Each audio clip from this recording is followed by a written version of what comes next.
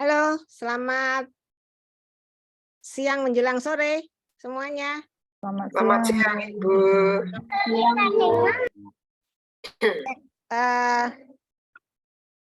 Kita mulai kuliahnya harusnya 1:30 tadi ya, tapi karena tadi belum dapat Zoom jadi baru kita bisa mulai jam 2 ini. Tadi Hendrik yang sudah mencoba membantu menyelesaikan ya Hendrik ya. Terima kasih untuk Hendrik. Baik, teman-teman mahasiswa, tadi info dari Pak Tommy, muridnya itu sekitar 40-an. Tapi ini rupanya yang hadir baru 20-an 5 ya. Nah, tapi nggak apa-apa, kata Hendrik suruh mulai aja, sekarang waktunya udah mundur. Oke, judulnya kali ini tentang PKM. PKM singkatan pengabdian kepada masyarakat. Saya mengambil judul melalui PKM, yuk kita gunakan sebagai media ekspresi diri.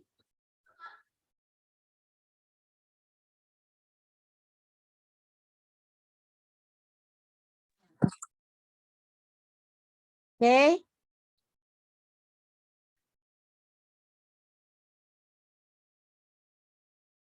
Baik, di dunia pendidikan sekarang, ini mungkin teman-teman sudah tahu semua, bahwa ada perubahan suatu paradigma, bahwa dulu itu kita tidak kenal yang namanya kampus Merdeka, Merdeka Belajar, gitu ya. Nah, sekarang ada kampus Merdeka, ada beberapa perubahan di kurikulum, ya, untuk para mahasiswa dan juga mengikut sertakan mahasiswa untuk banyak mengikuti kegiatan. Nah, kalau dulu kita hanya pendidikan itu yang paling dikuatkan ya. Nah, sekarang ini kita tambah dengan penelitian. Mungkin teman-teman mahasiswa sudah sering melakukan penelitian ya. Nah, kemudian masih ditambah lagi dengan pengabdian kepada masyarakat. Nah, semua itu dalam rangka untuk mengikuti perubahan paradigma saat ini. Nah, nanti ada yang namanya IKU. IKU itu indikator kinerja utama.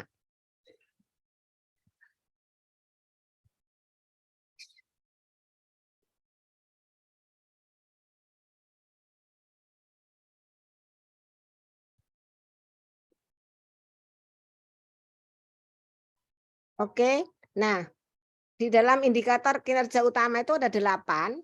Nanti antara lain adalah melibatkan mahasiswa untuk berpartisipasi di dalam kegiatan penelitian, kemudian ke dalam pengabdian kepada masyarakat. Selain memang dosen yang juga harus terjun ke masyarakat dan masyarakat mendapatkan manfaat dari kegiatan yang dilakukan oleh dosen dan mahasiswa dalam kegiatan baik kegiatan PKM maupun kegiatan penelitian. Nah, jadi ini paradigma ini sebetulnya untuk menjembatani atau link and match antara selain perguruan tinggi dengan industri juga perguruan tinggi dengan masyarakat. Mungkin ya kenapa ini dirubah ada namanya kampus Merdeka yang digagas oleh Mas Menteri ya. Ini mungkin selama ini kita dikenal sebagai menara gading ya. Pendidikan itu tidak terimplementasi ke masyarakat. Nah, makanya ada sebuah perubahan adalah namanya indikator kinerja utama yang mengikut sertakan mahasiswa, dosen untuk terjun ke masyarakat dan masyarakat mengerti atau merasakan manfaatnya. Oke. Nah, Ibu mau langsung kegiatan PKM. Kegiatan PKM yang perlu dan langsung diingat adalah bahwa kegiatan PKM itu bukan penelitian. Ya. Sehingga seringkali kita itu kesulitan dalam menulis artikel ilmiah untuk kegiatan PKM. Kalau kegiatan penelitian barangkali ini sudah melekat ya, kalau teman-teman yang sekarang sedang mengambil S2 itu barangkali penelitian itu sudah wajib ya, yang nanti berhubungan untuk pembuatan tesis begitu.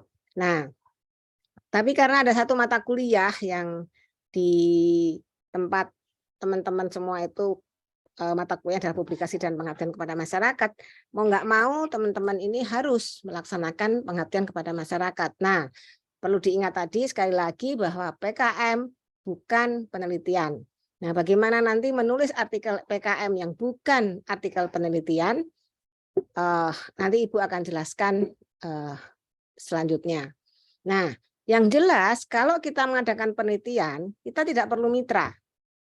Kita ada sih yang memang membutuhkan mitra untuk kegiatan penelitian yang implementasi atau link and match langsung dengan industri. Tapi kalau kita tidak mau menggunakan mitra pun kita masih bisa melakukan penelitian. Gitu. Nah, jadi bedanya dengan PKM bahwa PKM itu memerlukan mitra. Mitra yang kita akan berikan atau kita akan bantu memecahkan permasalahannya. Makanya yang namanya PKM itu nanti bersifat solutif. Artinya kita dosen dan mahasiswa mendatangi mitra, kita carikan permasalahan dia, kita tanya permasalahan dia apa, kemudian setelah kita tahu permasalahannya, kita carikan solusinya. Nah, makanya saya katakan di sini PKM bersifat solutif. Nah, selanjutnya, kalau kita mengadakan penelitian, data kuantitatif sangat diperlukan. Kalau teman-teman di psikologi biasanya menggunakan atau memperoleh data kuantitatif itu biasanya melalui kuesioner ya dengan berbagai instrumen penelitiannya. Nah, tetapi kalau di PKM ini ada data kuantitatif tapi tidak mutlak, sedikit saja. Begitu perbedaannya ya. Yang jelas antara penelitian dan PKM. Oke, kita ulang lagi di sini. PKM bukan penelitian. Survei uji coba. Ya. Yang perlu di PKM judul yang menarik dan eye-catching. Kemudian analisis harus terukur kuantitatif, tetapi tidak harus sangat sekuantitatif penelitian. Bisa berupa memecahkan masalah SDM atau SDA. Kemudian tadi itu ada mitra, mitranya itu tahu di mana wilayahnya atau siapa kelompok sasarannya, itu harus jelas. Nah, kalau benar kelengkapan dokumen ya, biasanya kalau kita bermitra itu ada surat pernyataan dari mitra bahwa mitra bersedia untuk adanya kegiatan PKM tersebut. Soalnya kalau nggak ada, nanti jika itu dibutuhkan dalam kelengkapan administrasi, nah itu akan menyulitkan. Jadi awal dari kita akan mengadakan PKM ke mitra, kita siapkan surat pernyataan itu, dilengkapi juga kalau ada meterai, kita lengkapi meterai, kemudian dimintakan tanda tangan ke mitra. Kemudian metodenya, alatnya yang jelas, tepat dan benar, gitu ya. Kemudian evaluasi dan indikator keberhasilan jelas, itu berupa apa? Nah, kemudian anggaran dan kepakaran ya, saya kira teman-teman psikologi kepakaran ya kepakaran di bidang psikologi. Tapi kalau misalnya ada satu permasalahan yang tidak hanya bisa dipecahkan oleh teman-teman dari psikologi, maka kita boleh bergabung dengan prodi lain atau dengan multidisiplin lain gitu. Itu makanya disebut timnya tim multidisiplin.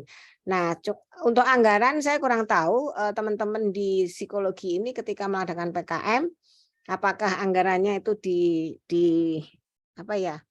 Di rame-rame ya, misalnya satu tim itu 5 orang, apakah rame-rame 5 orang ini masing-masing berkontribusi untuk dapatkan anggarannya atau mencoba mencari sponsor atau mencoba mencari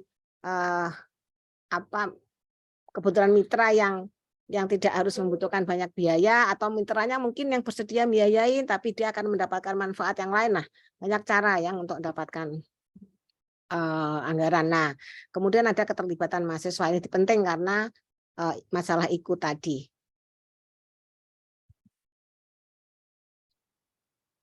Oke, nah ini tujuan PKM untuk di perguruan tinggi. Ya, perguruan tinggi ini meliputi dosennya, juga mahasiswanya. Yang jelas yang pertama adalah melaksanakan program PKM sesuai standar nasional pendidikan tinggi, karena di sana di Undang-Undang Perguruan Tinggi tahun 2020 itu jelas bahwa ada peraturan tentang PKM. Nah, kemudian mengembangkan model pemberdayaan masyarakat yang sesuai dengan kondisi setempat. Jadi mitra kita itu seperti apa? Nah, kita perlu di situ melihat situasinya, kondisinya, kita kembangkan model atau kita berikan solusi atau yang bersifat solutif tadi untuk memberdayakan masyarakat. Kemudian meningkatkan kapasitas pengabdian kepada masyarakat. Kemudian memberikan solusi berbasis pada analisis situasi sesuai kebutuhan, tantangan atau persoalan yang ada di masyarakat. Nah, tadi dijelaskan bahwa PKM harus ada mitra. Kemudian kita cari permasalahannya apa. Nah, supaya kita bisa tahu permasalahan mitra, apa sih yang kita lakukan? Itu yang disebut dengan analisis situasi. Kita lihat apa, siapa, bagaimana mitra. Kebutuhannya dia apa, tantangan yang dia harus hadapin apa.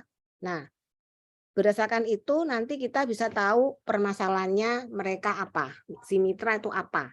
Nah, kemudian kita sebagai pelaku atau pelaksana PKM, kita memberikan solusinya. Nah, selanjutnya melakukan kegiatan yang mampu memberdayakan masyarakat pada semua strata ekonomi, politik, sosial, dan budaya. Kemudian melakukan alih teknologi, ilmu, dan seni kepada masyarakat untuk pengembangan martabat manusia, berkeadilan gender, inklusi sosial, dan kelestarian sumber daya alam. Sampai di sini apakah suara Ibu atau penjelasan Ibu terlalu cepat atau tidak? Sudah jelas, Bu. Jelas ya.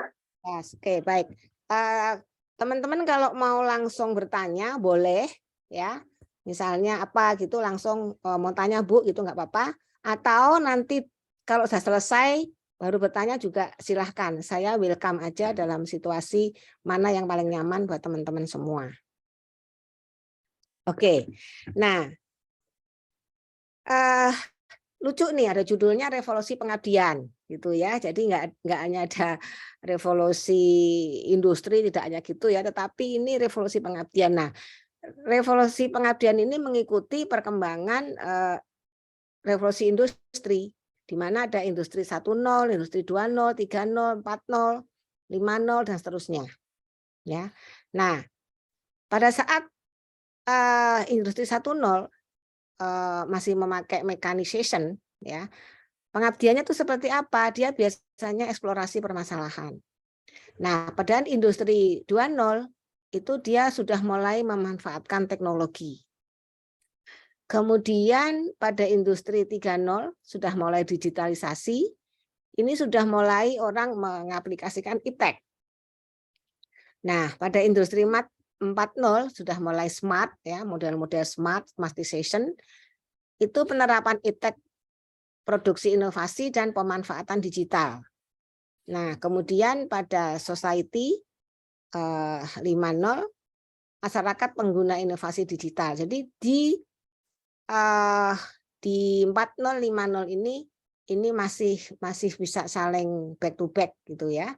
Nah, kemudian kebetulan kemarin dimulai tahun 2020 kita diterjang yang namanya COVID dan itu masih sampai sekarang ya, meskipun kita sudah mulai bisa bertahan gitu ya karena kita sudah di booster, udah di disuntik gitu ya. Nah, tetapi tetap aja kita masih harus menghadapi kondisi COVID itu. Nah, ini harus perlu adaptasi masyarakat di era setelah adanya COVID gitu. Nah, peradaban-peradaban baru. Dulu-dulu kita nggak ada tuh yang namanya kuliah pakai Zoom. Ya, kita kuliahnya ya tatap muka gitu. Datang di kampus. Saya datang ke kelas, teman-teman mendengarkan di kelas.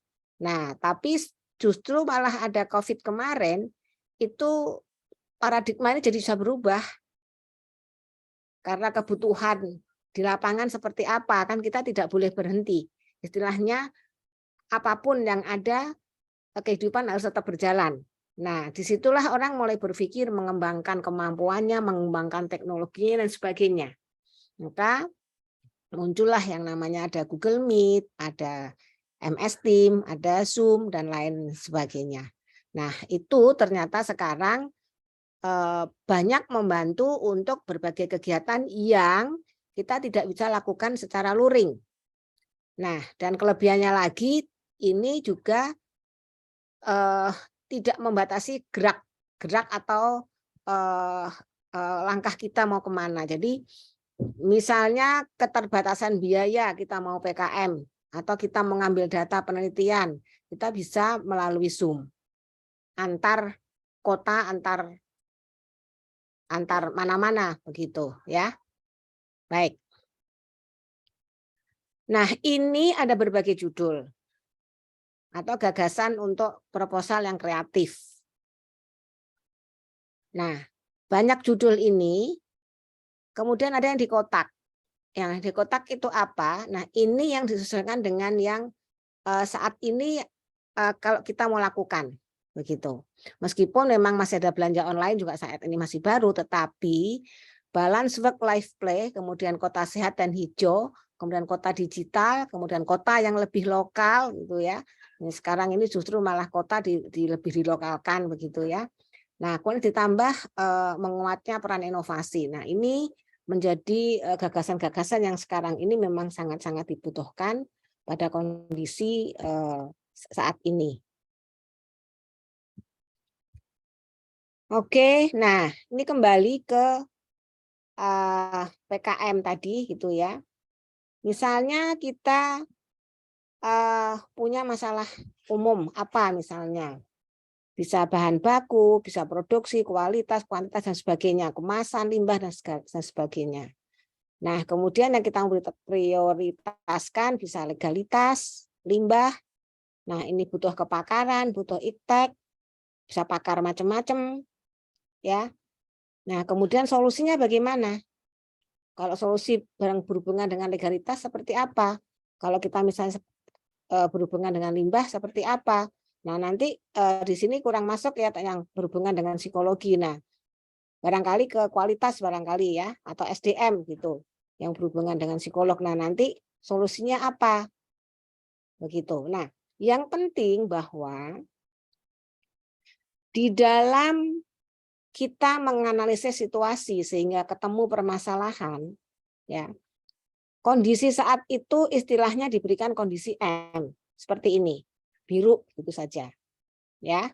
Nah, setelah kita adakan tahu analisis situasinya, kemudian tahu permasalahannya, kemudian ada daya dukungnya, kemudian kita keluar solusinya, ya. Nah, kemudian kita mengadakan atau memberikan luaran gitu ya, luaran dari yang PKM kita, kemudian ya. Nah, harusnya hasil dari kegiatan PKM itu harus ada delta. Nah, deltanya itu apa? Maka yang tadinya M ini menjadi M yang kanan ini ada delta. Ada perubahan pada saat sebelum diadakan kegiatan PKM sampai ada kegiatan PKM udah dilaksanakan. Apa yang dialami oleh masyarakat atau mitra itu setelah adanya kegiatan PKM. Begitu, ya.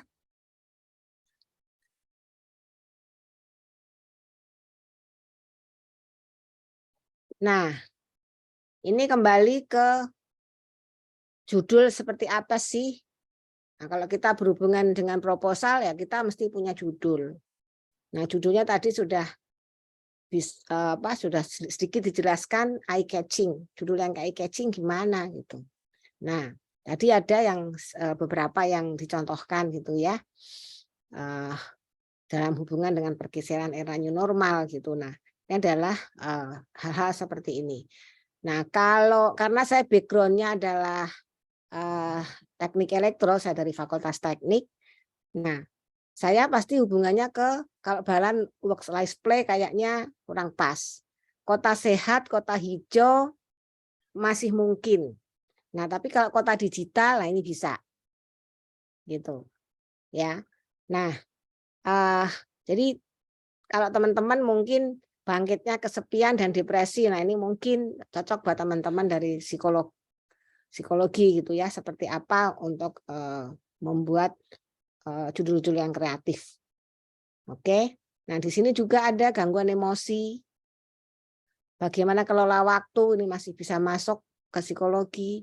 Kemampuan diri juga masuk ke pemahaman keluarga juga, kepahaman keluarga juga bisa, ya. Oke. Nah, ini contoh. Karena karena PKM bukan penelitian dan PKM bersifat solutif, maka saya membuat judul tadi, Ibu membuat judul tadi. Yuk kita melakukan PKM untuk ekspresi diri. Nah, ekspresi diri, teman-teman saat ini sudah tahu ya, segitu banyaknya media sosial. Ya, mana dari media sosial itu yang kita bisa menggunakannya untuk ekspresi diri. Nah, ini ada contoh-contoh PKM yang sudah dilaksanakan dan bisa dipakai mereka untuk ekspresi diri. Nah, ini kebetulan banyak anak-anak SMA ya. Ini ada SMA 6 Jogja, itu elektrikan tanpa bunyi. Kemudian ada penyegar udara kotoran. Kemudian ada pompa hidraulik rem, alat pengupas kelapa muda, kemudian penyaring sampah, motor anti begal. Nah, uji borak dengan tusuk gigi dan sebagainya. Kemudian ada alat panjat pohon. Nah, ini memang yang sangat PKM solutif yang membutuhkan alat sehingga dia menghasilkan luaran PKM atau hasil PKM yang seperti ini, misalnya alat pengupas kelapa muda. Nah, biasanya kelapa muda itu kan teman-teman suka lihat ya di pinggir-pinggir jalan itu yang jualan kelapa. Itu kan dia pukul-pukul pakai tadi potong-potong pakai golok gitu ya. Nah, itu kemudian dicobalah dibuatkan alat yang untuk ngupas sehingga bentuknya jadi lebih manis seperti ini. Kalau ini kemudian disajikan langsung ke meja tanpa pakai gelas gitu ya cukup bagus gitu ya, dan mungkin saja ini juga kuantitas dari berapa banyak kelapa muda yang bisa dikupas tentunya pasti akan berbeda dibandingkan dengan yang masih manual menggunakan golok. Nah, ini adalah yang disebut dengan sifatnya solutif tadi. Secara kualitas jelas kelihatan ini lebih berkualitas gitu ya, lebih rapi dan sebagainya. Nah, kemudian secara kuantitas terlihat berapa nanti jumlah kelapa muda yang bisa dikupas dalam hitungan sekian jam dan menggunakan alat manual maupun dengan alat pengupas kelapa muda. Nah, kira-kira seperti itu. Nah, hubungannya apa sih kok dipakai untuk ekspresi diri? Nah, ini teman-teman kalau sudah melakukan PKM yang model-modelnya seperti ini, ya, itu kita bisa buatkan aja entah sekarang berupa TikTok gitu ya. Kita buat TikTok ya, atau kita bisa buat juga video, kemudian video diupload ke YouTube. Berbagai cara deh kita bisa menggunakan media sosial itu untuk mengekspresikan karya kita dari PKM ini. Nah, kenapa PKM? Kenapa enggak penelitian? Ya, karena PKM yang lebih seperti ini, lebih implementatif ya. Jadi terlihat gitu. Kalau penelitian tuh kita mau nulis apa? Penelitian kita mau nulis rumusan masalah, kita mau nulis kajian pustaka, udah gak ada yang mau lihat gitu. Nah, tapi kalau PKM banyak hal yang kita bisa sajikan untuk ekspresi diri, untuk dibuatkan YouTube, untuk dibuatkan TikTok dan sebagainya, begitu. Oke, nah itu tadi yang berhubungan dengan kegiatan PKM. Nah, kemarin Bu Tiah itu WA ke saya, apakah topiknya itu nanti berhubungan dengan cara membuat laporan PKM, begitu. Nah, saya tidak serta-merta berhenti di laporan PKM, karena nanti laporan PKM itu lebih banyak disimpan, terarsip. Ya, kita butuh mengekspresikan laporan PKM itu atau pelaksanaan PKM kita itu dengan menyampaikannya dalam bentuk artikel, ya, artikel ilmiah. Tapi basisnya bukan dari penelitian, tapi basisnya dari PKM. Begitu. Nah, bagaimana sebuah PKM yang judulnya eye catching, kemudian pendahuluannya nanti harus ada analisis situasi, kemudian nanti ada permasalahan mitra itu seperti apa, kemudian solusinya seperti apa, gitu ya. Nah, metodenya seperti apa? Apakah metode PKM itu sama dengan metode penelitian? Ternyata tidak juga. Metode penelitian itu, metode PKM itu karena sifatnya yang implementatif dan solutif tadi itu sangat jauh dengan metode penelitian gitu ya. Jadi nanti kalau kita mau membuat artikel atau laporan atau proposal pun itu metodenya itu juga berbeda dengan metode penelitian. Baik, nah jadi saya tidak ke laporan saja, tetapi saya langsung ke artikelnya karena toh artikel dibuat basisnya dari laporan. Nah, kalau artikelnya itu nanti sudah saya sampaikan, tentunya laporannya juga akan harus seperti ini, begitu. Begitu ya. Sampai sini ada pertanyaan? Halo. Belum ada, Bu. Cukup jelas yang Ibu sampaikan? Sudah Jelas, jelas, Bu. Ibu. Terima Oke, kasih. baik. Jelas, Ibu. Terima kasih. Oke. Oke, next ya. Nah, kalau ini kenapa harus menulis jurnal?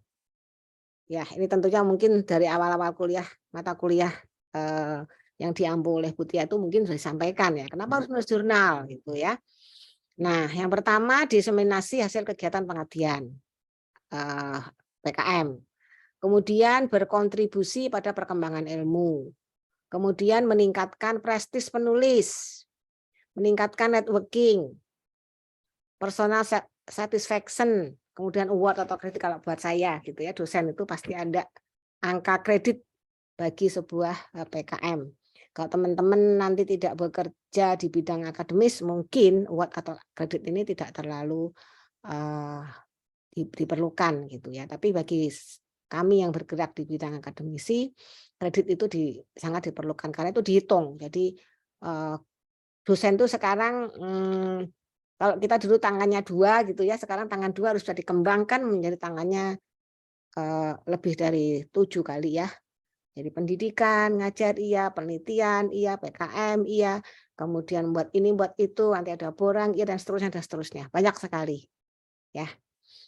Tapi ya itu tadi, kalau kita dasarnya udah seneng ya nggak apa-apa sih gitu. Enjoy aja gitu. Oke, artikel ilmiah merupakan jembatan antara penulis dengan pembaca, membutuhkan teknik khusus, iya, karena tekniknya tidak bisa sembarang gitu ya, ada hal-hal khusus yang perlu kita buat untuk artikel ilmiah. Kemudian ada bahan untuk ditulis ya, dalam hal ini adalah dari kegiatan pengabdian. Oke. Nah, tentang berkala ilmiahnya atau jurnalnya.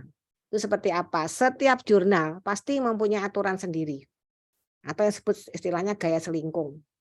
Nah, jadi yang harus dilakukan oleh penulis apa? Harus mentaati gaya selingkung dari berkala ilmiah tersebut. Dari mana taunya itu?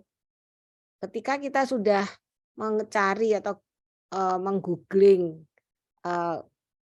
jurnal mana atau jurnal apa yang kita akan tuju, di situ pasti sudah ada dilengkapi dengan template. template-nya dari jurnal itu seperti apa. Nah, itu biasanya sudah menunjukkan gaya selingkung dari jurnal tersebut. Nah, itu yang harus ditaati oleh penulis.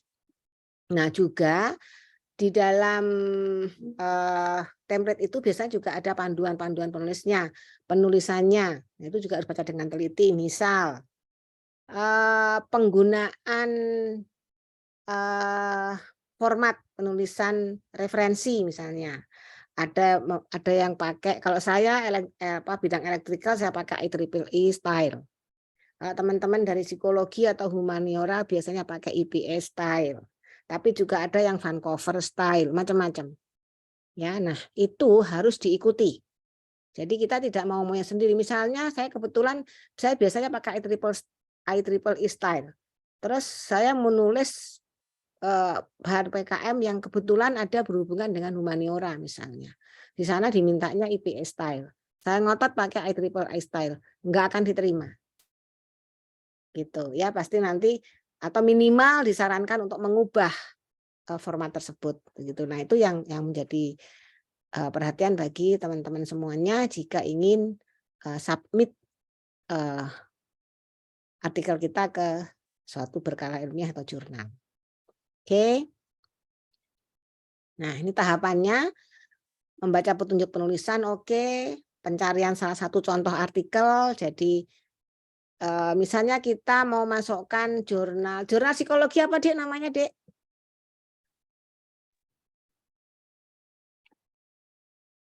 Jurnal psikologi yang di Untar apa namanya? Jurnal Muara, Ibu, atau Profite?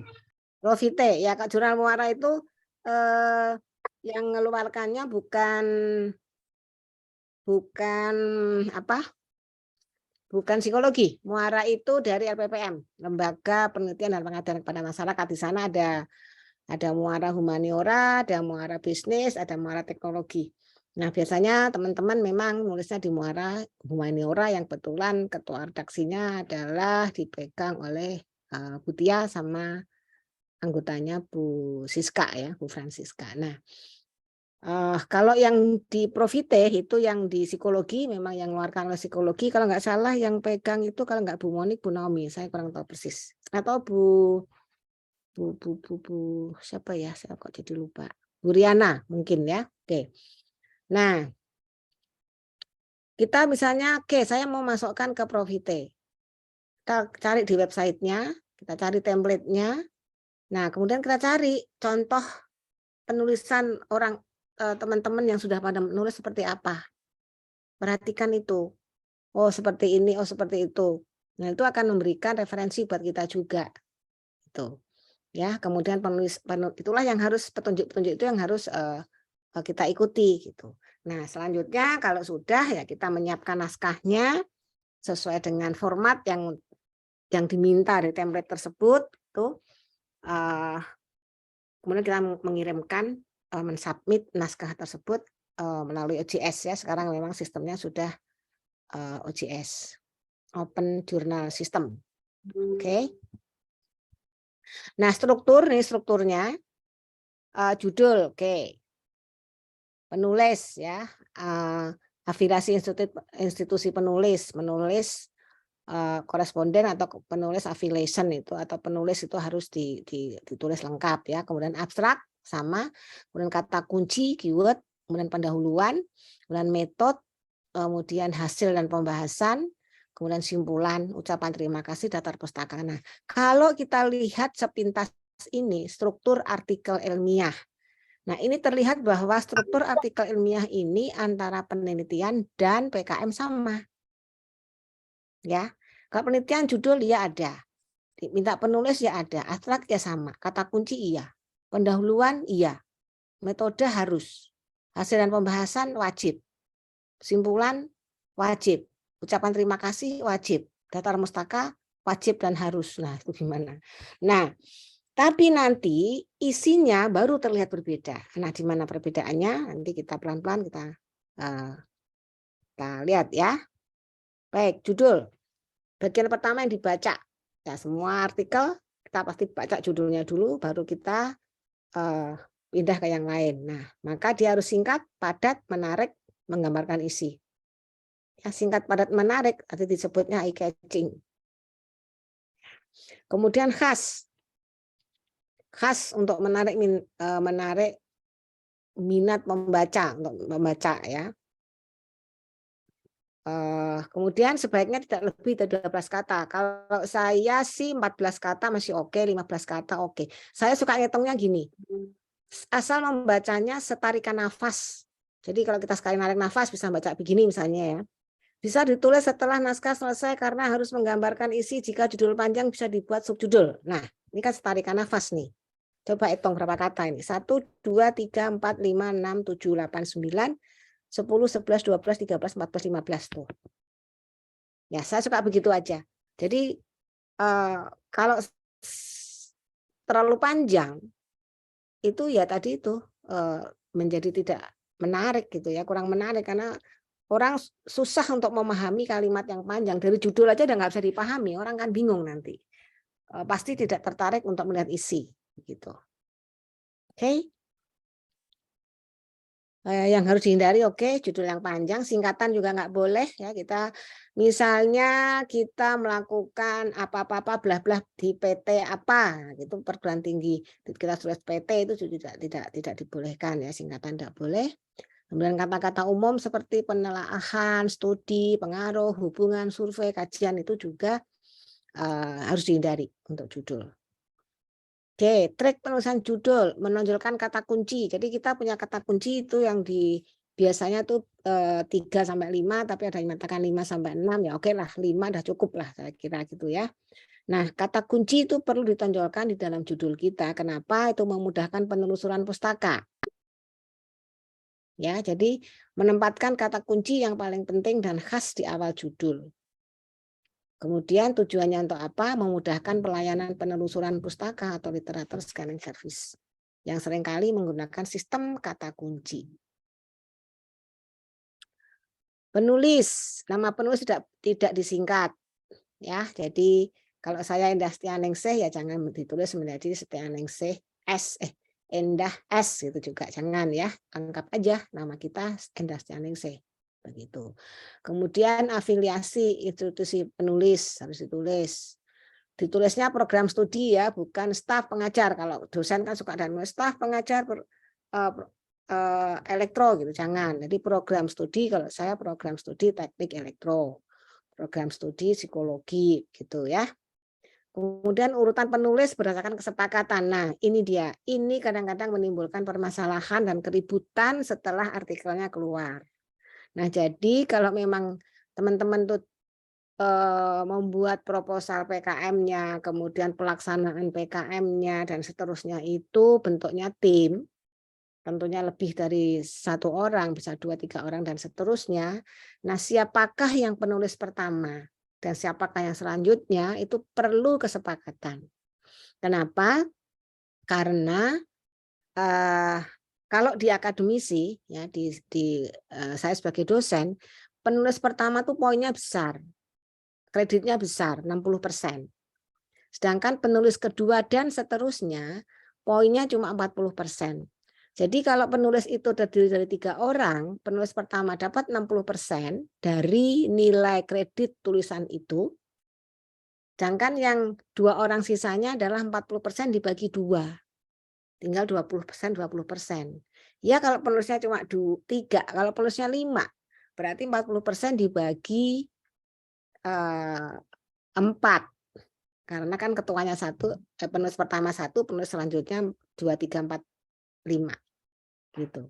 Nah, itulah perlu kesepakatan. Kalau perlu lagi ya perlukan tanda tangan bersama bahwa telah sepakat penulis pertama si ini, penulis kedua dan seterusnya si itu. Begitu. Nah, 60%, 40% itu dihitung dari apa sih? Dihitung dari jurnal kita itu masuk di jurnal apa? Teman-teman tahu nggak jurnal Sinta 1, Sinta 2, tahu nggak apa itu?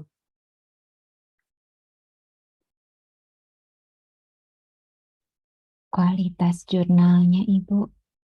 Kualitas jurnalnya betul, tapi kualitas jurnal itu dari mana taunya? Dan itu apa? Nah, jadi gini. Oke, gimana? Mbak? Kalau daftarnya ada di yang ada link daftar jurnal Sinta 1 apa saja. Tapi selanjutnya mungkin Ibu bisa lebih jelas, Ibu. Oke, baik. Tapi sudah pernah membuka Sinta 1, Sinta 2 sudah oke deh. Jadi Sinta 1 itu penamaan jurnal yang diakreditasi oleh Dikti. Disebutnya jurnal terakreditasi nasional. Jadi jurnal itu ada yang jurnal terakreditasi, ada jurnal yang tidak terakreditasi. Nah, oke lah kalau tidak terakreditasi kita tutup dulu. Nah, jurnal yang terakreditasi ini dibagi menjadi 6 tahap. Jurnal terakreditasi 1, 2, 3, 4, 5, dan 6. Nah, diberikan nama istilah itu Sinta. Itu singkatannya saya lupa, nanti klik aja singkatannya apa. Dikti yang berikan nama. Kenapa? Supaya juga orang tidak harus menyatakan itu jurnal terakreditasi nasional peringkat 1 kepanjangan. Orang ingetnya oke, Sinta. Rama, ada Sinta. Oke, Sinta 1. Sinta 1 berarti dia peringkat 1 secara nasional. Nah, tentunya nilai kreditnya Sinta 1 sampai Sinta 6 berbeda. Ya. Sinta 6 nilainya cuma 10. Sinta 5 nilainya 15. Sinta 4 nilainya 20 dan seterusnya sampai Sinta 1. Nah, kalau kita kebetulan dapat nulisnya di Sinta 1, besar kreditnya. Penulis 1 60% besar sekali, penulis 2 meskipun banyak masih lumayan. Tapi kalau kita masukkan kalau jurnal muara ya, jurnal muara itu Sinta 4. Sinta 4 tuh angkanya 20, angka kreditnya. Nah, jadi kalau penulis pertama 60% dari 20, berarti 12 poinnya dia. Penulis 2, 3, 4, dan 5 itu berarti 40% dari 20. Berapa itu? 16 tadi 60% itu 40% dari 20 berarti 8. 8 dibagi 4, berarti masing-masing cuma dapat 2 poinnya. Nah, itulah pentingnya bahwa urutan penulis berdasarkan kesepakatan. Tapi ini jika teman-teman bergerak di bidang akademisi ya, karena kepake itu. Jadi misalnya ini, saya sekarang posisi saya rektor kepala. Terus nanti ada yang posisinya GB, guru besar. Ada yang posisinya lektor. Nah, dari mana kita mendapatkan angka-angka itu? Ya tadi, dari kita menulis jurnal. Kita menulis artikel di jurnal atau di proceeding. Atau di dalam bentuk seminar internasional juga bisa. Seminar internasional juga bisa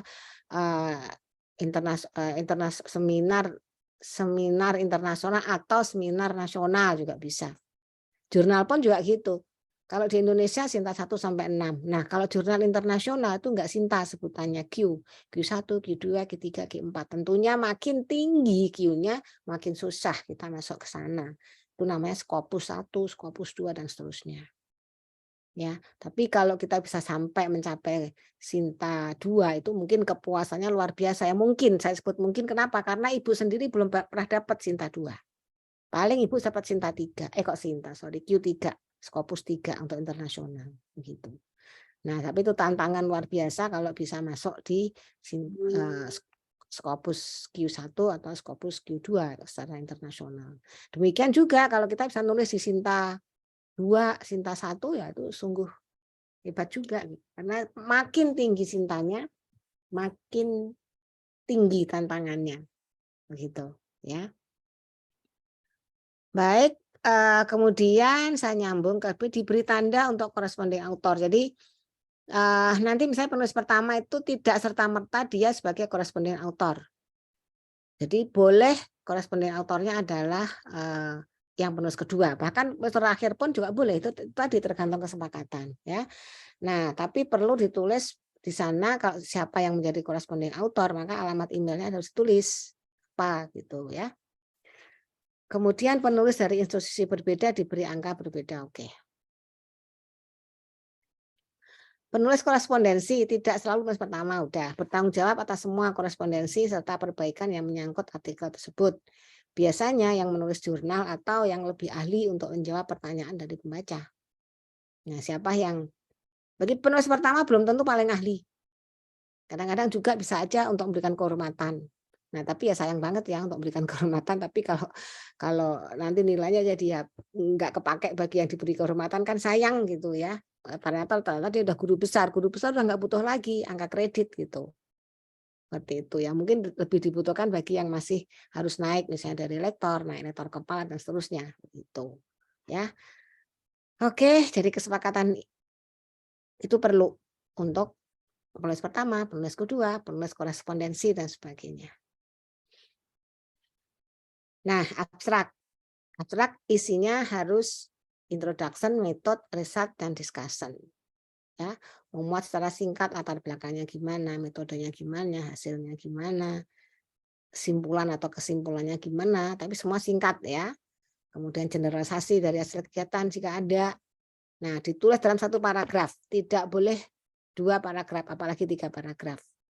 Biasanya 100 sampai 250 kata. Nah, ini yang kadang-kadang sering Ibu kebetulan sebagai ketua redaksi jurnal BMI ya, Jurnal Bakti Masyarakat Indonesia dikeluarkan oleh LPPM, itu Ibu ketua redaksinya di situ. Nah, Ibu paling gregetan kalau udah ditulis template bahwa minimal 250 kata. Masih ada yang nulis cuma 180, 100, 200 dan seterusnya. Nah, harusnya itu kan setiap artikel yang kita submit ke suatu jurnal, proses selanjutnya adalah artikel itu akan direview oleh reviewer atau komite ilmiah dari jurnal tersebut. Atau apa sih istilahnya itu, ada istilahnya lagi mitra bestari istilahnya, ada juga nyebutnya mitra bestari. Nah, itu tugasnya apa? Mereview dari artikel yang kita submit ke jurnal. Nah, para reviewer ini tentunya kan juga bukan orang yang sembarang yang ditunjuk menjadi reviewer, tapi yang sudah memenuhi satu kualitas tertentu, gitu ya. Tentunya dia pengalamannya bagaimana di bidang penulisan, kemudian H-indeksnya berapa, H-indeks itu menunjukkan kemampuan dosennya juga, gitu ya, dan sebagainya. Nah, kalau kita sudah minta itu menjadi reviewer, tentunya dia juga harus mengikuti template. Kalau masih ada penulis yang nulisnya kurang dari 250 kata, ya dikasih catatan ketika mereview begitu. Nah, kadang-kadang ini lewat. Jurnal sudah mau diterbitkan, ketika diedit, kurang. Balikin lagi. Mereka minta ditambahin dan seterusnya. Itu adalah proses yang cukup melelahkan bagi pengelola jurnal. Gitu. Kita jadi kayak uber-uberan begitu. Oke. Abstrak, impresif, padat, lengkap, informatif, deskriptif, menarik membaca. Pelayanan abstrak, menyukai abstrak yang pendek karena dapat mengutip seluruh isi abstrak. Kemudian ditulis setelah tulisan selesai. Nah, boleh juga sih kita siapkan dulu outline-nya untuk abstrak, kita tulis lengkap, tetapi kita ulang lagi setelah selesai yang kita tulis, naskah tersebut balik ke penulisan abstrak untuk ngecek lagi apakah sudah memenuhi semua, tadi ada latar belakang, ada metode, ada hasil pembahasan, ada hasilnya, ada dan sebagainya. Kelengkapan itu kita cek lagi sesuai dengan naskah yang kita buat. Oke. Yang tidak boleh adalah abstrak. Latar belakang yang panjang ya nggak boleh lah, karena 250 kata itu paling kalau satu spasi, abstrak biasa satu spasi ya, dan 10 ukuran hurufnya 10 itu paling sepertiga halaman. Nggak nyampe kadang-kadang. Nah, dibayangkan kalau cuma sepertiga halaman kertas kuarto, seberapa sih? Itu kan nggak banyak. Nah, kalau kita bikin latar belakangnya panjang ya, sudah nggak cocok gitu ya. Nah, kemudian di abstrak tidak boleh ada sitasi pustaka. Nah, kita nulis artikel buat abstrak, abstraknya ada sitasi pustaka. Merujuk dari salah satu pustaka itu tidak boleh. Sitasi pustaka baru ada bolehnya mulai di pendahuluan. Ya. Kemudian tidak ada metode, ini juga nggak boleh karena dalam PKM itu nanti metodenya apa saja kita sebutkan di sana. Metodenya ini dilaksanakan secara ini dan seterusnya. Hasilnya sangat singkat, menuliskan fakta yang bukan dari tulisan atau body text. Oke. Kata kunci, nah ini ada yang nulisnya 5-6 kata. Boleh juga, kalau saya sih 5 kadang-kadang udah cukup lah ya. 4 juga kadang-kadang nggak apa-apa juga. Oke, untuk meningkatkan ketelusuran ya, penting ya di kata kunci, satu kata usahakan tuh satu kata ya. Pilih kata yang paling baik yang mewakili isi tulisan, kemudian diurut sesuai abjad. Nah, sekarang pendahuluan. Bagian awal tentang isu-isu global dan ilmiah. Kemudian dilanjutkan dengan isu spesifik terkait kegiatan. Nah, ini sudah mulai beda dengan pendahuluan yang penelitian. Kalau penelitian kita pertama latar belakang iya sama. Latar belakangnya apa? Alasan kita menulis artikel itu apa? Kemudian novelty-nya di mana? Gap-nya ada seperti apa? Kemudian state of the art-nya seperti apa? Itu udah muncul semua di pendahuluan. Nah, kalau PKM ini kita boleh awal-awal pendahuluan kita mulai dengan isu-isu global yang ilmiah gitu ya. Terus masuk ke isu-isu spesifik. Spesifik ini itu sudah merujuk ke kegiatan yang akan kita lakukan di mitra. Gitu. Mitranya seperti apa? Nah, kemudian juga harus kita sudah mulai bisa mendeskripsikan permasalahan yang dihadapi mitra apa. Kemudian solusinya seperti apa dari permasalahan itu. Dan tentunya dikaitkan dengan latar belakang ya dari si mitra itu. Nah, jadi sudah ditulis tuh solusinya seperti apa untuk menyelesaikan permasalahan itu. Nah, kemudian deskripsikan letak kebaruannya. Nah, tadi kan kita minta sebelum PKM nggak ada delta, setelah PKM ada delta. Nah, deltanya tuh apa sih? Yang diterima mitra dari kita PKM tuh apa? Gitu. Jadi delta ini bukan kebaruan yang dimaksud sebagai novelty di dalam satu penelitian, bukan. Tetapi delta di sini adalah apa yang bisa diterima oleh mitra terhadap permasalahan yang dia alami, kemudian dibuatkan solusinya. Sehingga deltanya itu solusi seperti apa, itu yang dirasakan. Misal, suatu perusahaan X atau UMKM X, tadinya dia susah lakunya. Ya, kenapa? Karena dia masih gaptek di teknologi. Nah, kemudian kita membuat solusi, oke, di gaptek teknologi, kita bantu deh dia dengan merebranding dari produknya barangkali. Atau kita membuat kemasannya yang kita rubah, atau cara pemasarannya yang kemarin dia tidak memakai media sosial, tidak ada bantuan media sosial, kemudian kita coba memasukkan ke media sosial. Ya pertama-tama dimulai dari Facebook ya nggak apa-apa misalnya tawarkan, kemudian dibuatkan lagi misalnya videonya misalnya bisa masuk ke YouTube juga bisa saja. Bahkan kalau sampai dibuatkan websitenya itu luar biasa. Begitu. Nah, cuma websitenya hati-hati, website itu ada hosting dan sebagainya yang bayar. Nah, itu nanti siapa? Tahun pertama mungkin kita masih bisa bayarkan karena nggak mahal 1 juta. Paling 1.200.000 lah gitu ya untuk hostingnya. Tetapi next-nya gimana? Nah, itu juga perlu disepakati dengan mitra karena kan kita setelah kita mengerjakan PKM kan kita tidak bisa inline terus terhadap mitra itu, kita sudah mulai meninggalkan dan mengganti dengan mitra yang lain gitu. Nah, maka kalau kita membuat misalnya semacam website ya kita harus sepakat next time itu siapa yang meneruskan sewa hosting dan seterusnya karena itu bayar setelah tahun gitu.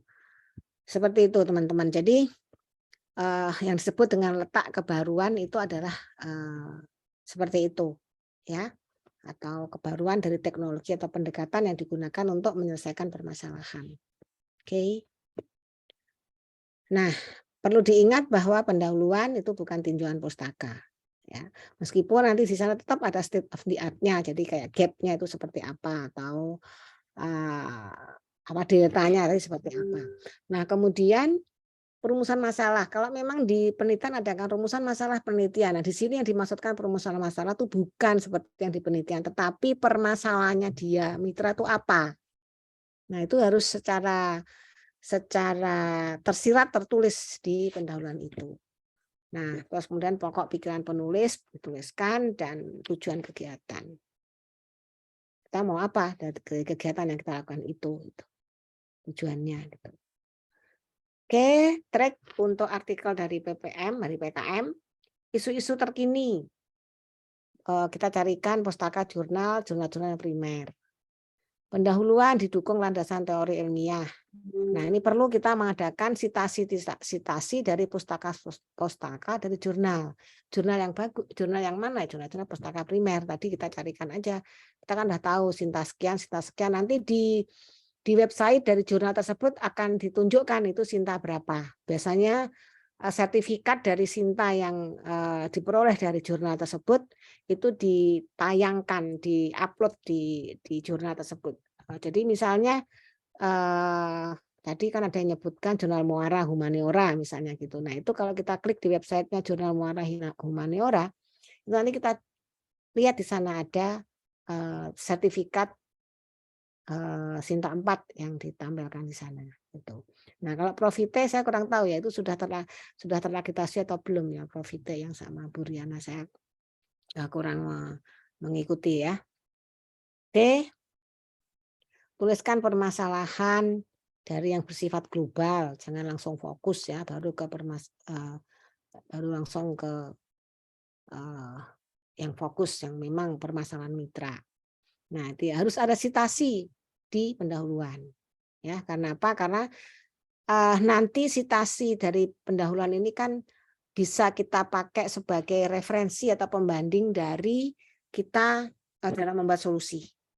Nah, nanti di bagian hasil pembahasan itu bisa digunakan. Gitu. Jadi sitasi harus ada di pendahuluan. Nah, jumlahnya berapa sitasi? Nah, tentunya makin kita rajin mencari pustaka, ya makin banyak gitu. Nah, sekarang kan kemudahan ada untuk bisa dapatkan sitasi. Kita bisa klik Google Scholar, kita bisa klik Mendeley, kita bisa klik Sci-Hub, kita bisa klik macam-macam, nanti bisa muncul semua pustaka-pustaka yang kita inginkan. Tentunya sesuai dengan itu tadi kata-kata kunci tadi, kita kan punya judul apa, kata kuncinya apa. Nah, itu diklik di Google Scholar dari judul itu nanti akan muncul punya siapa saja yang pustakanya bisa kita sitasi. Oke, yang tidak boleh dalam pendahuluan subjudul. Nah, ini karena di dalam pendahuluan itu tadi kan untuk PKM itu kan diminta ada analisis situasi. Nah, kadang-kadang penulis itu ditulis itu pendahuluan, saya nomor 1 pendahuluan, terus bawah ditulis analisis situasi. Terus di situ ceritakan mengenai bagaimana situasi dan siapa situasi dari mitra tersebut. Kemudian dituliskan permasalahan globalnya gimana, permasalahan kegiatan dia. Nah, itu nggak usah ditulis begitu. Jadi kata analisis situasi itu nggak perlu ditulis. Langsung aja pendahuluan bahwa di situ sudah tersirat nanti ada analisis situasi. Kemudian ada landasan teori yang berupa sitasi dari artikel-artikel jurnal, kemudian di situ tujuan kegiatan juga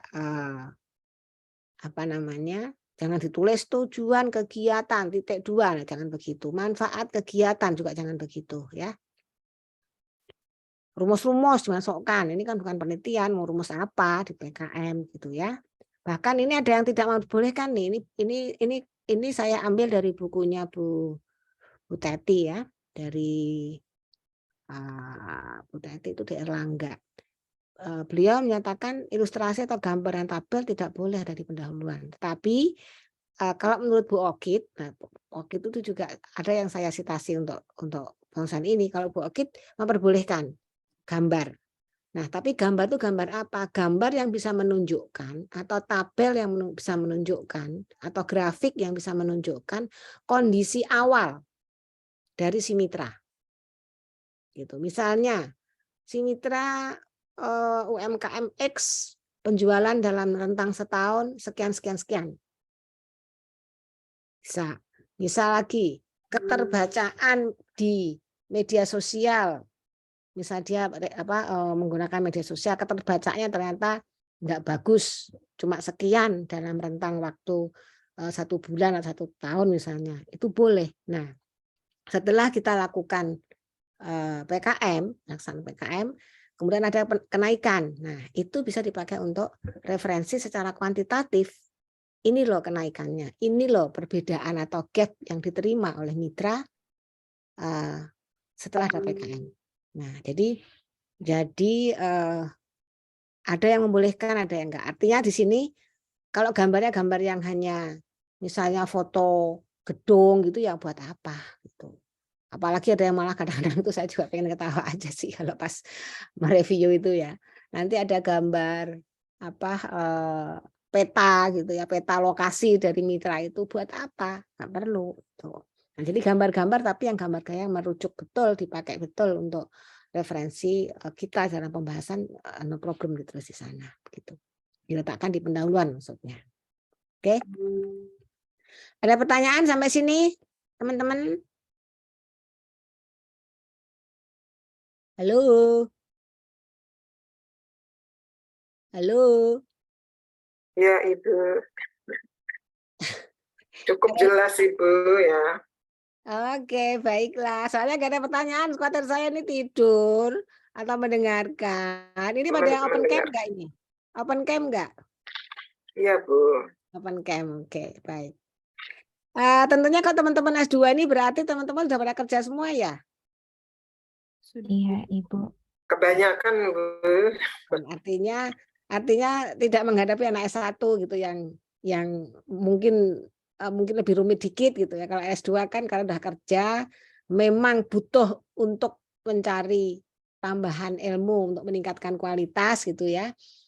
Makanya ngambil S2 sehingga saya yakin kesadarannya akan sudah jauh lebih bagus daripada teman-teman yang S1 gitu ya. Jadi lebih enak sebetulnya ngajar di S2. Baik, lanjut ya karena nggak ada pertanyaan. Oke.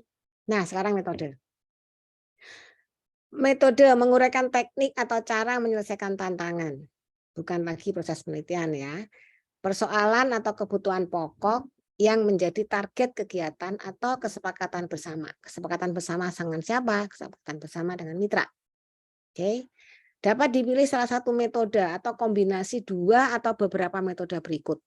Nah, ini nanti ada beberapa metode dari pelaksanaan PKM. Ya. Tinggal kita mau pilih yang mana, mau 1, mau 2, mau 3, atau mau banyak sekali silahkan. Tergantung dari skop penelitian PKM kita mau sebesar apa, gitu. Oke. Nah kalau sebagai contoh begini, Untar itu kan dosen-dosennya kan diwajibkan melakukan PKM reguler. Setiap dosen harus mengajukan proposal untuk PKM reguler. Nah kebetulan saya di LPPM Untar itu mendapat tugas atau mandat dari rektor sebagai manajer PKM LPPM. Nah, sehingga saya mengurus semua PKM reguler dari teman-teman dosen di Untar itu semuanya itu di bawah koordinasi saya begitu. Nah, kalau skopnya internal atau reguler skopnya Untar, barangkali kita karena biayanya juga nggak besar sekali gitu ya. Metodenya mungkin cukup 1 atau 2. Nah, tetapi kalau skopnya ada dikti nasional, karena kebetulan Ibu sudah pernah dapat pengabdian pada masyarakat, hibah PKM dari dikti gitu ya. Ibu itu dapat berapa kali ya? 1, 2, 3, 4 kayak nggak salah 4 atau 5 kali gitu lupa ya. Nah itu datanya besar gitu ya, ya tentunya butuh kombinasi dari berbagai metode gitu. Dan itu perlu dan itu adalah salah satu poin untuk bisa dapatkan atau lolos dari hibah dikti itu gitu. Kalau kita 1 juga ya kalah sama itu kan bersaing. Kalau kita mau kalau PKM internal ya reguler dosen rata-rata sih yang masuk ke Ibu sih rata-rata gitu saya baca sih ya rata-rata masih diterima lah. Kalau proposalnya nggak bagus-bagus amat kita masih kasih komentar, perbaiki ini, perbaiki itu. Nah, tapi kalau udah sifatnya nasional, kompetisi antar dosen seluruh Indonesia, ya kalau jelek ya buang. Kalau yang baik ada ngapain gitu. Nah, makanya perlu kombinasi beberapa metode begitu. Oke, metode pertama pendidikan masyarakat. Untuk kegiatan training seperti in-house training, continuing education, training penyegaran keilmuan, penyuluhan yang bertujuan meningkatkan pemahaman, misalnya dalam bidang hukum, agama, peraturan, sehingga menyadarkan masyarakat akan adanya kemungkinan kesalahpahaman. Nah, ini pendidikan masyarakat. Oke, satu ya. Kemudian yang kedua, konsultasi. Nah, ini mungkin teman-teman dari psikologi di sini. Untuk kegiatan di mana persoalan atau kebutuhan usaha kecil atau menengah atau masyarakat diselesaikan melalui jasa konsultasi dengan perguruan tinggi. Kemudian difusi iptek. Untuk kegiatan yang menghasilkan produk bagi konsumen, baik internal maupun eksternal dari perguruan tinggi. Kemudian pelatihan untuk kegiatan yang melibatkan penyuluhan tentang substansi kegiatan. Diikuti dengan demonstrasi untuk mengkonstruksikan atau merealisasikannya. B. Melatih mengoperasikan sistem atau peralatan yang dihibahkan. Latihan ya. Kegiatan untuk membentuk kelompok wirausaha baru. PT yang menawarkan jasa layanan bersertifikat kepada masyarakat. Nah, ini metodenya pelatihan. Jadi udah berapa? 1 pendidikan masyarakat, 2 konsultasi, 3 difusi iptek, 4 pelatihan. Nah, next-nya apa? Mediasi.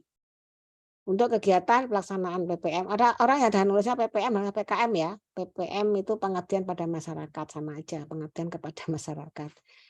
Pelaksana PKM dalam kegiatannya menempatkan diri sebagai penengah atau mediator dari pihak-pihak yang bertikai. Ini biasanya hukum seperti ini ya. Atau bersama-sama masyarakat menyelesaikan persoalan yang memerlukan jasa institusi pemerintah atau swasta. Itu mediasi. Kemudian simulasi iptek. Untuk kegiatan di mana karya utamanya adalah sistem informasi. Ini biasanya teman-teman dari tempat saya, Fakultas Teknik, atau dari Fakultas Teknologi Industri. Atau sejenisnya yang bertujuan guna menjelaskan tentang sesuatu yang tidak dapat dilakukan sebagaimana seharusnya secara fisik atau nyata. Oke, kemudian untuk kegiatan yang menawarkan iptek baru, ya seperti tadi pengupas apa tadi kelapa, ya, kemudian alat pemanjat kelapa. Nah, karena pemanjat kelapa kan dulu kan orang nggak pakai alat bantu apapun, naik cuk gitu, dan keamanan safety-nya juga tidak meyakinkan. Nah, kita bantu dengan yang lebih baik. Nah, itu adalah simulasi iptek namanya. Menawarkan iptek baru, lebih modern dan efisien kepada usaha kecil atau menengah masyarakat dengan menggantikan penguasaan iptek lama. Jadi iptek yang lamanya tadi ngupas kelapa dengan pakai golok. Nah, sekarang udah dipakai dengan mesin. Nah, itu adalah simulasi iptek. Ya, menawarkan iptek baru menggantikan iptek lama. Nah, jadi metodenya tadi berapa tadi? Ada berapa tadi? Halo? Apa aja tadi? Halo? Konsultasi. 1 pendidikan Pendidikan masyarakat. masyarakat. 2 Konsultasi. konsultasi. Difusi iptek. Pelatihan. Mediasi. Simulasi iptek. Nah, ini tuh udah mencakup semua metode pelaksanaan PKM. Itu udah tercover semua dalam 6 metode ini. Nah, sekarang kita mau yang mana? Mau 1 saja? Pelatihan. Oke, pelatihan kayak pembekalan. Itu termasuk. Intervensi ya, psikologi seringnya intervensi. Intervensi masuknya kemana?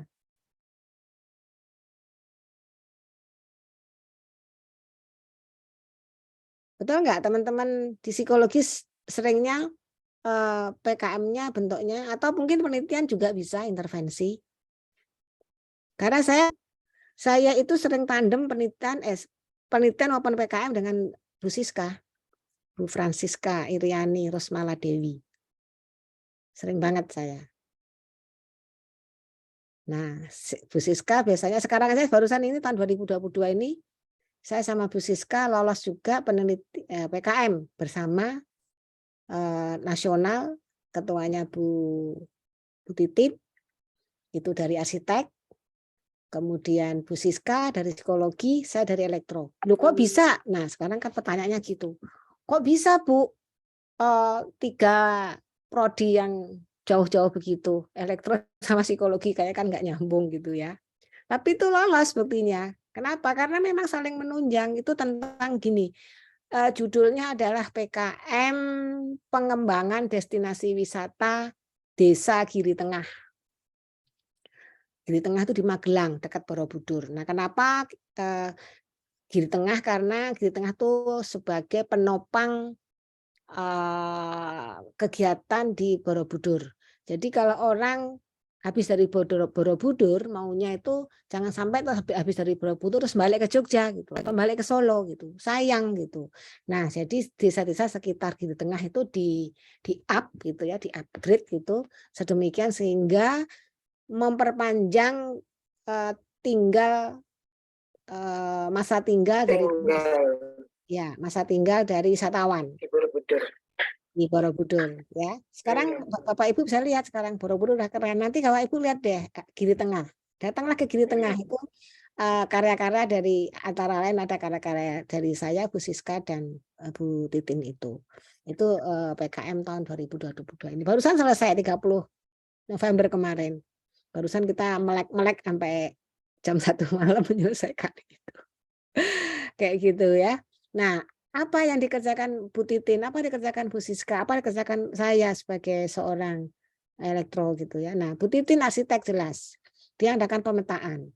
Dia membuat peta-peta atau apa denah-denah yang tadinya lokasi-lokasi itu tidak terdenahkan dengan baik. Tidak terkonsep dengan baik. Nah, itu dikerjakan oleh arsitek. Nah, terus Bu Siska apa? Bu Siska itu memberikan intervensi. Maka saya sedikit-sedikit intervensi tahu. Intervensi kepada siapa? Manusianya. Karena tidak semua manusia di sana menerima kan bahwa desanya mau dikembangkan. Gitu. Mungkin mereka merasa, aduh aku begini udah cukup. Ada yang merasa, wah nanti terancam dong saya. Kalau saya udah punya batik misalnya, perusahaan batik X misalnya, kemudian dikembangkan lagi, dibikin lagi batik Y gitu. Wah nanti saingan dong. Nah belum ada lagi yang gini, wah kalau destinasi ini dikembangkan nanti mengancam ini, mengancam itu, dan seterusnya. Nah itu perlu intervensi Bu Siska di sana. Bagaimana memberi kesadaran kepada para ibu bapak semua yang di sana, sehingga ayo maju bersama. Dengan demikian diusahakan supaya ekonominya juga maju begitu. Nah, kemudian untuk saya apa? Nah, bingung kan elektro apa? Sebetulnya elektro banyak ya. Sana kan daerah pegunungan. Membuat mikrohidro juga bisa. Nah, tapi kemarin kita nggak mikrohidro. Kenapa? Karena mereka masih sangat menghargai apa yang namanya belik. Belik itu sumber-sumber air. Yang mereka lebih suka mendatangi tempat-tempat itu ketimbang itu ditarik dengan cara mikrohidro. Begitu. Nah, sehingga tidak melakukan itu. Kemudian dalam bidang pencahayaan, saya background-nya juga pencahayaan. Bisa saja saya memberikan pencahayaan untuk penerangan jalan umum di sekitaran situ, bisa. Nah, kemudian yang saya kerjakan adalah di sana ada namanya pos mati. Pos mati itu adalah suatu menara pandang yang kita naik ke sana, nanti pada pagi hari subuh itu kita bisa lihat siluetnya Borobudur sambil melihat terbitnya matahari. Begitu. Nah, itu tuh indah sekali. Tapi area untuk masuk ke sana itu masih sangat sulit.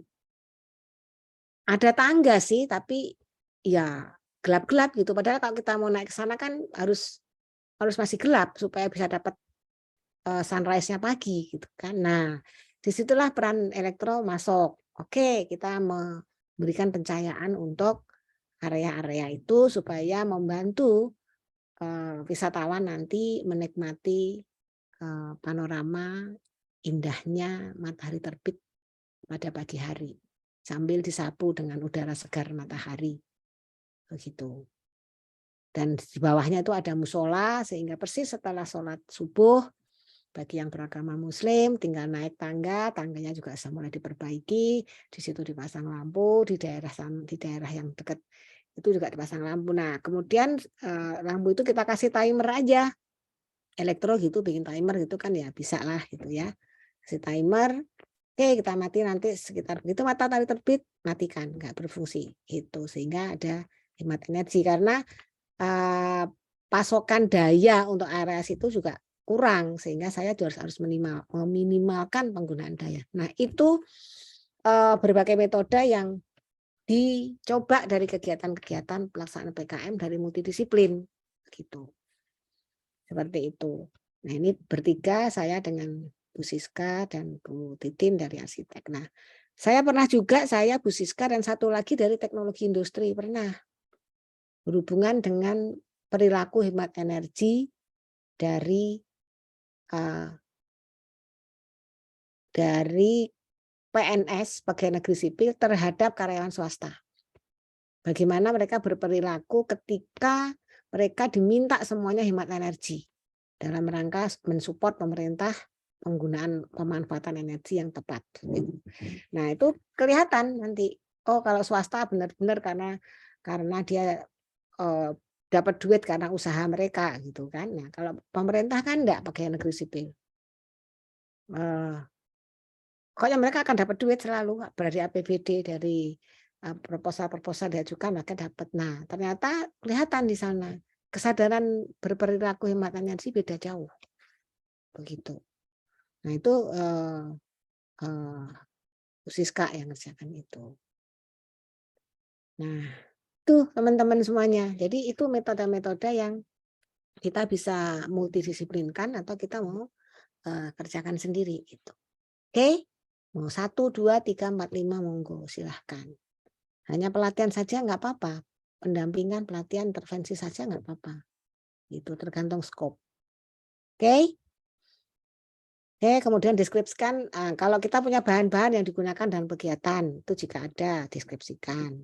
Kemudian gambarkan rangkaian kegiatan dalam satu diagram alir jika kegiatannya bersifat kompleks. Nah, itu perlu sehingga karena orang membaca tulisan yang berbentuk naratif paragraf itu dibandingkan kalau dibuatkan diagram alir itu lebih mudah diagram alir, apalagi bagi saya orang engineering saya lebih suka baca diagram alir daripada saya harus membaca teks itu. Setiap tahap kegiatan diuraikan dengan jelas, introduksi teknologi dijelaskan dengan baik. Nah, kita masukkan teknologi apa jelaskan di situ. Nah, kemudian ada keterkaitan metode dengan hasil dan pembahasan. Nah, jangan sampai nanti kita bahas intervensi di metodenya, hasilnya tidak berhubungan dengan itu. Nah, itu udah salah parah. Itu. Ya. Oke. Hasil dan pembahasan. Penjelasan hasil kegiatan dalam kalimat yang lugas dan sederhana. Tuliskan data jika ada dalam bentuk gambar atau tabel. Atau grafik ya maksudnya. Pembahasan kegiatan dibandingkan atau merujuk pada sitasi pustaka. Nah, ini yang saya sampaikan tadi. Di pendahuluan kita sampaikan sitasi pustaka dari berbagai penelitian atau pelaksanaan PKM yang sudah dikerjakan oleh peneliti atau pelaksana PKM yang lain. Nah, itu dipakai sebagai rujukan ketika kita membuat hasil dan pembahasan. Nah, dibandingkan ke situ atau merujuk ke situ. Kemudian deskripsikan hasil penyelesaian permasalahan secara jelas. Penulisan hasil dan pembahasan sistematis, relevan dengan metode. Tadi ya harus kalau ngomongin intervensi ya, di metode intervensi bahasanya harus intervensi. Gitu. Seperti apa intervensinya itu harus dijelaskan di bagian hasil dan pembahasan berdasarkan data kuantitatif barangkali ya. Kalau kita punya data kuantitatif, kita bisa narasikan dalam bentuk grafik atau tabel. Jangan meletakkan gambar ilustrasi yang tidak dibahas dalam teks. Nah, ini kadang-kadang teman-teman nih ya, gambar kegiatan Zoom kayak gini, Ini kan, ayo kita foto-foto gitu ya, di screenshot. Nah, itu ditampilkan tuh di penulisan dan pembahasan, hasil pembahasan. Nah, ini kadang-kadang lucu juga saya kalau melihat kayak gitu ya. Nah, apalagi kadang-kadang cuma gambar-gambar terus nggak ada penjelasannya. Ini juga paling parah itu kok sampai seperti itu gitu ya. Kemudian tidak ada gambar dan lampiran ya, karena artikel nggak ada lampirannya ya. Semua ilustrasi harus terkait teks penjelasan. Nah, simpulan atau kesimpulan relevan dengan tujuan yang sudah ditulis di pendahuluan. Nah, ini hati-hati teman-teman, kadang-kadang kita itu menyimpulkan hanya dari pendahuluan saja. Padahal pendahuluan itu kan tadi sudah berhubungan dengan hasil dan pembahasan. Jadi ketika kita membuat pendahuluan, kita mensitasi atau merujuk dari karya orang lain, ketika pembahasan kita mengambil dari yang sudah kita tulis di pendahuluan. Artinya apa? Itu sudah sangat relevan di situ gitu ya. Nah, itulah yang ditulis di kesimpulan. Jadi jangan mengarang-arang lagi kesimpulan gitu ya. Atau membuat kesimpulan secara umum. Kita kan mengerjakan khusus sudah spesifik di mitra. Jadi kita jangan nyari-nyari yang lain. Klaim dalam kesimpulan harus didukung dengan fakta dan hasil kegiatan. Tulisan kesimpulan secara padat. Implikasi kegiatan perlu dikemukakan untuk memperjelas manfaat yang dihasilkan dari kegiatan PKM. Tidak perlu menuliskan saran ya, nggak perlu. Jadi di artikel itu nggak perlu ada kesimpulan dan saran, terus kesimpulan atasnya bawahnya saran, nggak perlu. Tapi kalau pengen ada saran digabungkan aja ke kesimpulan. Misalnya setelah melakukan kegiatan PKM maka gini. Sebaiknya ada begini-begini. Nah, itu kan saran, boleh gitu ya, tapi jangan membuat subbab sendiri yang namanya saran. Ucapan terima kasih ini penting. Sebelum daftar pustaka harus ditulis ucapan terima kasih. Buat siapa biasanya? Bagi yang membiayai pendanaannya dari siapa. Kemudian pada individu yang memberikan akses kita ke mitra gitu ya untuk kegiatan PKM. Dan sebagian tergantung kita siapa yang akan diberikan ucapan terima kasih. Tapi yang jelas kalau kita dapat biaya itu dari pendanaan yang ada nomor kontraknya itu wajib ditulis ucapan terima kasih. Daftar pustaka format sesuai panduan pesan jurnal. Oke. Nama penulis, tahun, oke, udah biasa sesuai dengan style yang dimintakan sesuai template tersebut di jurnal tersebut. Nah, yang penting bahwa semua daftar pustaka yang kita tulis harus dirujuk atau disitasi di body text-nya, di pendahuluan atau di metode atau di hasil dan pembahasan. Itu.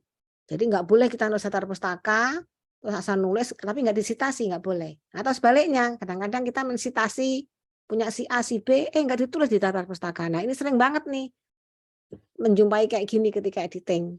Yang bikin redaksi itu kadang-kadang kesel di situ tuh.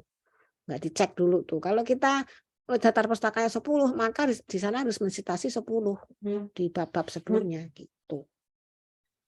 Oke, ini referensinya seperti yang bilang tadi, saya ambil dari Dr. Teti dari Universitas Brawijaya, saya ambil dari punya Pak Untung dari Universitas Muhammadiyah Malang, kemudian saya ambil dari Prof. Kokit dari Universitas 11 Maret. Demikian, semoga tetap berkah dan sehat dan terima kasih. Oke, ada yang mau tanya nih?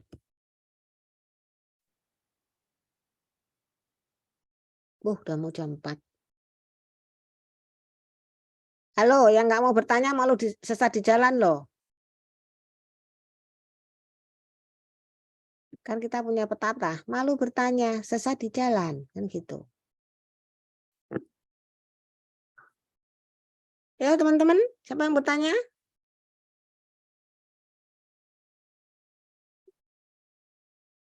Halo. Kelihatannya sudah jelas ya Bu, sudah panjang lebar Ibu ceritakan dengan contoh-contoh. Oke, Mbak Umi. Jadi nanti kalau praktek udah langsung bisa ya. Gimana? Nah, jadi kalau tadi Ibu jelaskan mengenai bagaimana membuat artikel PKM, nah tentunya artikel itu kan basisnya laporan ya. Jadi otomatis laporannya juga harus sebagus yang tadi ditampilkan di artikel, dijelaskan di artikel tadi gitu. Dan itu harus dimulai dari proposal. Kalau proposal PKM kita tidak dibuat yang bagus dulu, nanti pelaksanaannya juga tidak akan bagus juga, artikelnya juga akan nggak bagus juga gitu. Jadi urutannya membuat proposal, pelaksanaan PKM, kemudian artikel atau luaran. Nah, sebetulnya gini, ada nggak bertanya gini, Bu, penelitian PKM itu apa sih, Bu? Saling berhubungan atau jalan sendiri-sendiri? Kalau saya tanya gitu gimana jawabannya? Penelitian dan PKM itu saling jalan sendiri-sendiri atau saling berhubungan? Hubungan ya Bu ya. Betul, Mbak Umi, berhubungan. Hubungannya gimana kira-kira? Kalau dari yang kuliah-kuliah selama ini biasanya sumber utamanya tesis ya Bu. Nah kemudian dari tesis itu dikembangkan. Mungkin kalau untuk yang luaran seperti di kompas.com itu tulisan yang lebih ilmiah populer. Kemudian kalau yang di penulisan ilmiah itu mungkin variabelnya ada sedikit perbedaan Ibu. Itu kalau yang saya peroleh dari pembimbing ya Bu, seperti itu kira-kira. Jadi dari satu penelitian tuh bisa untuk macam-macam keperluan ya Bu, tapi harus saling berhubungan. Oke, betul. Jadi sebetulnya PKM itu adalah kelanjutan dari penelitian sebetulnya. Ya. Jadi kita mengerjakan PKM itu tidak ujuk-ujuk. Ujuk-ujuk itu apa ya? Kita ketemu mitra misalnya. Ya. Terus mitranya ini, terus kita nggak punya dasar penelitian. Tiba-tiba. Kita ngerjakan itu. Nah, ini PKM yang tidak didasari dengan penelitian. Dan itu biasanya keilmuan pelaksanaannya jadi kurang smooth, kurang inline dengan penelitian gitu. Nah, tapi benar dikatakan Mbak Umi tadi, dari penelitian itu bisa dipecah menjadi berbagai PKM. Bisa diimplementasikan. Gitu. Banyak sekali yang bisa kita lakukan yang basisnya penelitian. Untuk bahkan ya ketika kita bersaing kompetitif untuk mendapatkan hibah nasional dikti gitu ya dari proyek PKM ini, itu berdasarkan pengalaman saya, itu saya justru di latar belakang saya mulai dulu dengan pelaksanaan PKM saya dasarkan pada penelitian yang pernah dilakukan, yang juga dapat hibah dikti, misalnya kalau dapat itu, kalau nggak dapat ya dari penelitian internal misalnya, dengan nomor kontrak sekian dengan judul ini. Dari situ kita kembangkan menjadi PKM-nya ini. Nah, saya kasih introduction di situ. Di introduksi itu supaya mereka tahu bahwa oh memang PKM ini memang dasarnya dari penelitiannya dia yang ini gitu. Itu benar Bu Umi, memang harus begitu. Jadi nggak ujuk-ujuk kalau kita ketemu mitra terus kita PKM ya, judulnya bisa ini ya, nggak bisa begitu. Kenapa? Karena kan tadi kan kita diminta apa PKM itu? Mau solutif, menyelesaikan permasalahan. Nah kalau kita juga nggak pintar menyelesaikan permasalahan, nggak punya dasar atau basic untuk menyelesaikan masalah, untuk cari solusi, gimana kita menyelesaikan masalah? Kan gitu kira-kira gampangnya. Oke, gitu. Ada lagi? Gimana Mas Hendrik? Sudah cukupkah? Saya kira kalau misalkan dari rekan-rekan tidak ada pertanyaan, sudah cukup, Ibu. Itu. Oke, perlu ini enggak? Perlu screenshot masih foto Mas. Nanti saya enggak punya laporan ke ke Bu Tia. Iya, Bu. Ibu butuh. Silakan Bapak Ibu. Juga nanti butuh apa? Ibu Indah udah kuliah loh. Ini loh Bu Indahnya orangnya ini gitu. Kelewat banget kalau jelasin gitu, rame. Ya, teman-teman kalau ya Mbak. Ada pertanyaan? Enggak ada? Kalau enggak ada silakan, tolong difoto. Senyum semua ya. Iya. Tunjukkan keceriaan. Mari silakan teman-teman boleh buka kameranya lagi mungkin. Iya, atau open cam. Saya tak betulin iniku dulu miring-miring itu tuh. Oke. Ya. Yo Mas. Baik, saya ikut Bu Endah dan rekan-rekan sekalian. 1, 2, 3. Tunggu sebentar. Ya, sudah. Oke, nanti saya dikirimin ya Mas Hendrik. Nanti nomor HP ku minta ke Pak Tommy ya. Siap, Bu. Ya, Baik, Ibu Endah. Ya, ibu-ibu semua, teman-teman, adik-adik mahasiswa atau yang sudah jadi ibu-ibu, tapi yang seumuran saya pasti nggak ada deh, pasti masih di